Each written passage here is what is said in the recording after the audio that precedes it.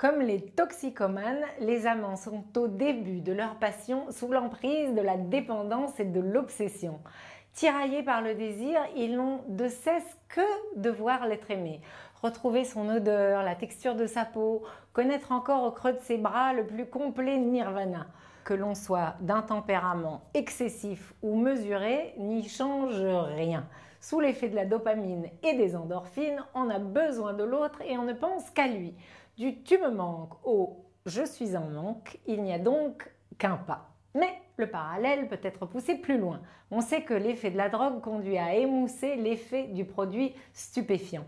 Au fil du temps, les récepteurs d'endorphines arrivent comme à saturation. Une forme de tolérance s'installe. Il en va de même malheureusement pour les couples. La libération de dopamine et d'endorphine résulte pour une grande partie de la nouveauté de la situation.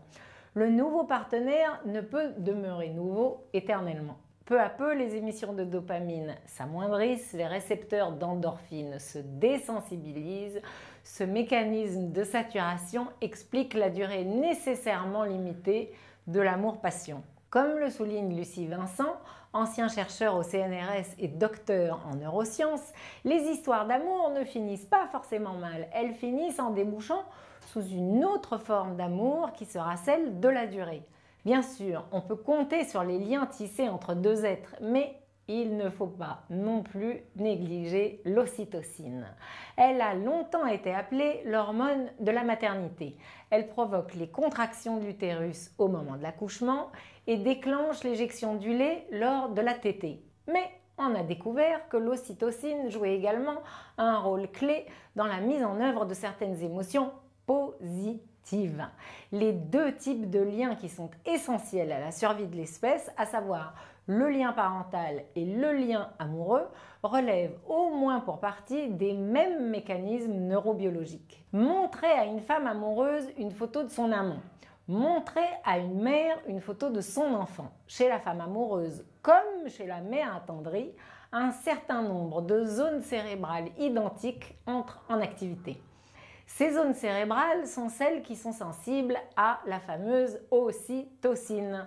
Aujourd'hui, il est admis que les mécanismes neurobiologiques d'attachement amoureux et parental reposent essentiellement sur cette hormone.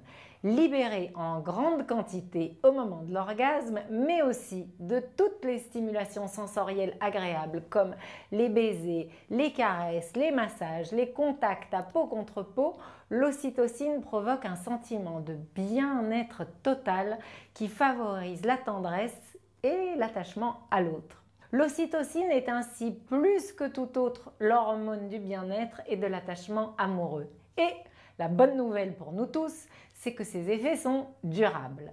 Non seulement l'ocytocine ralentit la tolérance aux endorphines et donc rallongerait l'effet de plaisir, mais le bien-être qu'elle offre, distinct des circuits de récompense, n'a pas vocation à s'émousser avec le temps.